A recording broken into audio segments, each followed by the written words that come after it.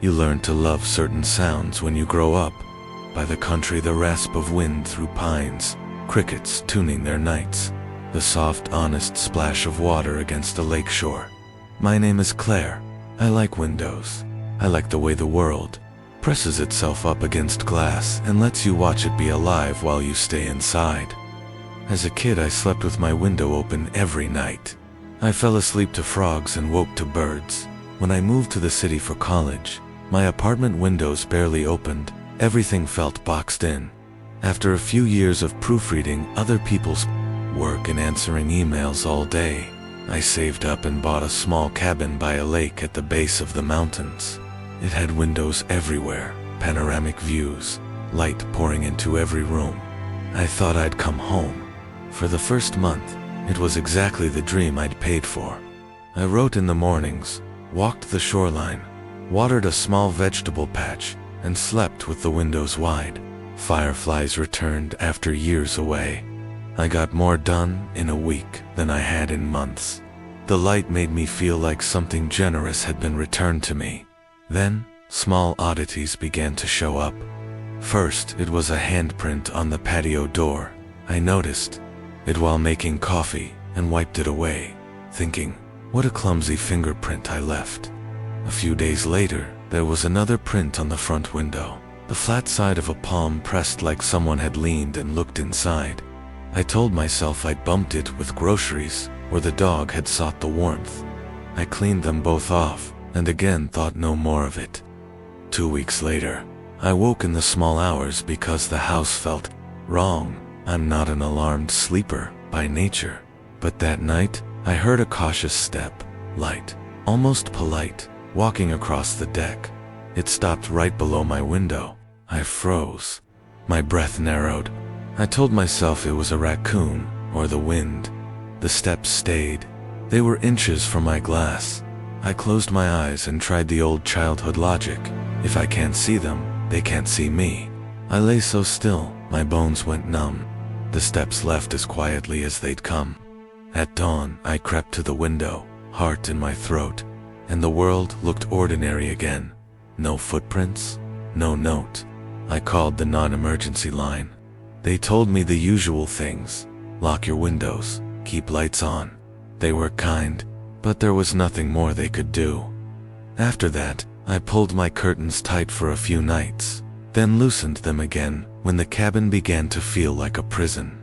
I told myself not to be dramatic. People hate being dramatic. I told my boss the story and she said, raccoons do weird things. My neighbor across the way shrugged. Life, I thought, is mostly little mysteries you ignore. One summer evening, I sat at my kitchen table writing, while every window in the house was open to the late air. The breeze smelled of wet earth and cut grass. I paused to stretch and glanced at my computer screen. For a heartbeat, I saw a reflection behind me, a pale, narrow shoulder, the suggestion of a head just outside the frame. I turned slowly. Nothing. My skin prickled. That night, the footsteps returned, softer this time, like someone testing whether glass holds or breaks. I did not sleep.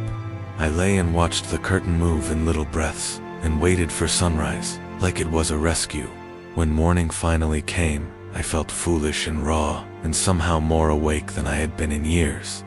There was a faint ghost print at the top corner of the living room window, the sort of mark a fingertip might leave. I set up a motion camera after that, and propped a lamp in the window. The logs came back empty. The camera found nothing. But the next morning my neighbor called. I saw someone standing outside your house last night, she said quietly. They didn't move from the edge of your property, just watching. Her voice tightened, and then she said, Claire, lock everything down.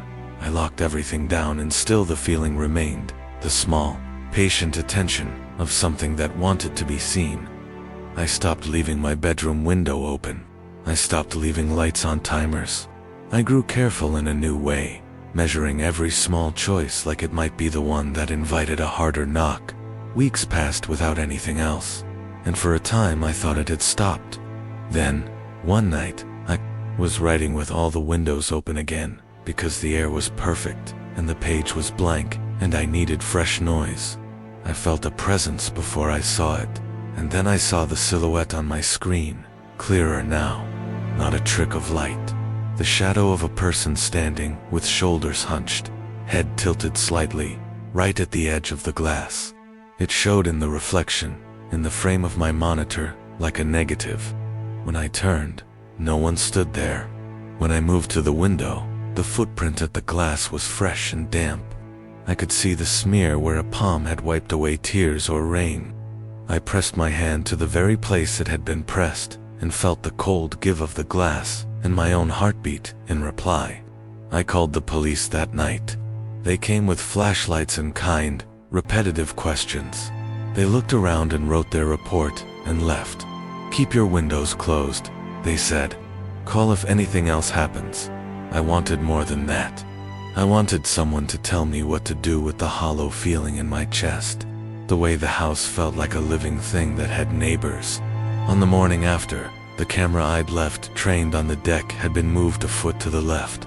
I know what you're thinking, wind or an animal. But the camera had been screwed down. No animal could have undone that.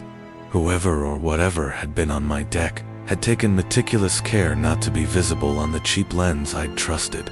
That night, I put my back to the window and sat on the floor with my knees hugged to my chest and listened to the house breathe.